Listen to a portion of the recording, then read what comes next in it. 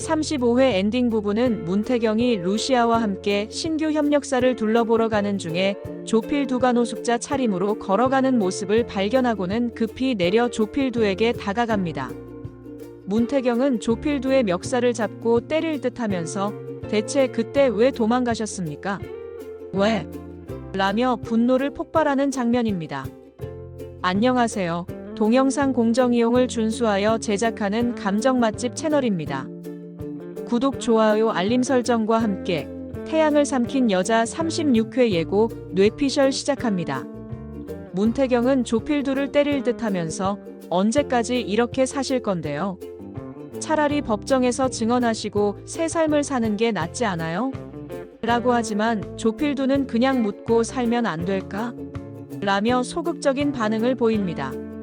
퇴원 전에 법정 증언하겠다며 적극적으로 돕겠다던 그가 퇴원하고 민두식을 피해 달아났는데 그간 무슨 일이 있었기에 심경의 변화를 보일까요? 조필두가 거주지를 등록하는 순간 민두식은 수단 방법을 안 가리고 알아낼 거고 이로 인한 신변 안전 문제로 이렇게 그냥 숨어 사는 게 낫다고 판단했을까요?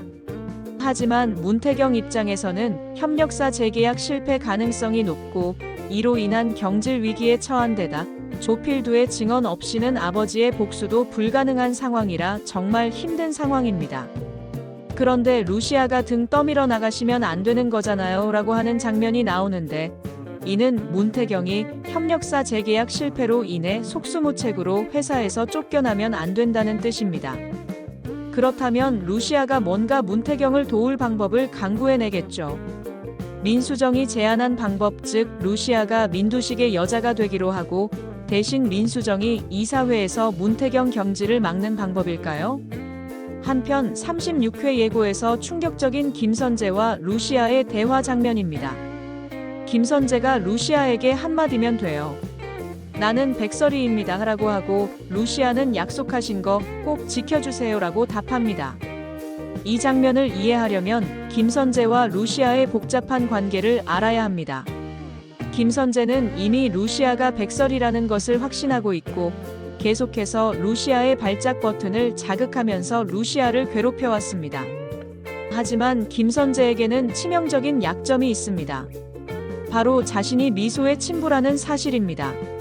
루시아가 백설이라면 4년 전 죽은 미소는 루시아의 딸이고 김선재가 미소의 아버지라는 사실이죠. 그런데 김선재는 야망을 위해 자신의 사랑인 백설이를 버렸죠. 검사 출신인 그가 좋은 로펌에서의 제안을 뿌리치고 민강에 들어온 것은 그의 야망 때문입니다. 언젠가는 진짜 민강의 가족이 되는 것인데 이는 즉 민경채와 결혼하는 것입니다. 만약 자신이 민세리의 폭행 여파로 결국 투신 자살을 택한 미소의 아버지라는 사실이 밝혀지면 그 꿈은 완전히 사라집니다. 그래서 루시아와 김선재 사이에 일종의 상호 침묵 협정이 이루어질 것 같습니다. 나는 당신이 백설이라는 걸 다른 사람에게 말하지 않겠다. 대신 당신도 내가 미소 아버지라는 걸 말하지 말라는 식의 거래 말이죠. 루시아가 약속하신 거 꼭 지켜주세요라고 하는 것은 이런 맥락에서 나온 말이고 김선재가 나는 백설이입니다라고 말해보라고 하는 것도 이미 서로 협상이 끝난 상태에서 하는 말일 가능성이 높습니다. 한편 민 회장 댁 거실에서 올케 언니 오자경이 친정엄마와 다정하게 통화하는 모습을 본 민세리가 엄마하고 친하네요 라고 하자 오자경이 원래 모녀지간은 그런 거예요. 니게 내 거고 내게 니 거고라고 하는 장면이 나옵니다.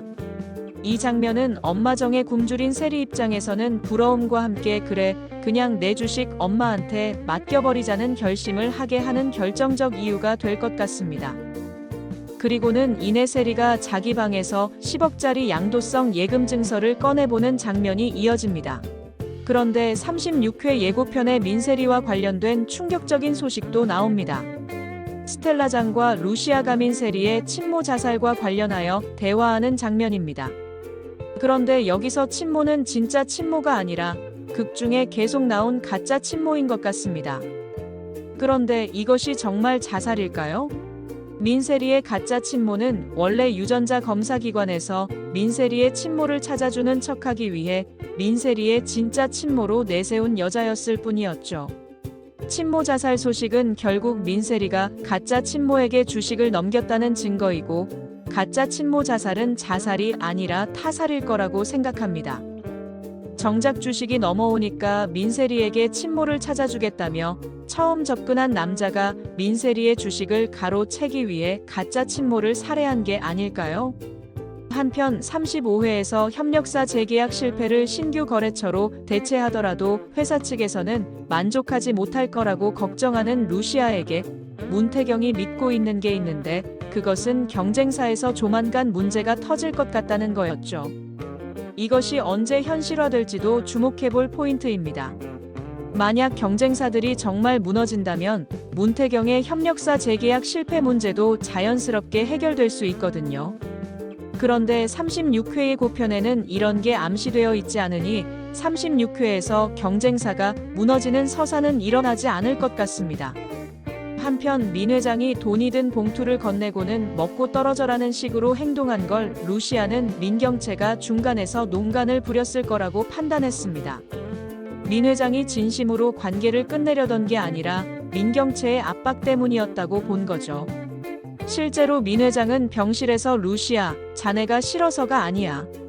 난 민강을 지켜야 하거든이라고 혼잣말을 했으니까요.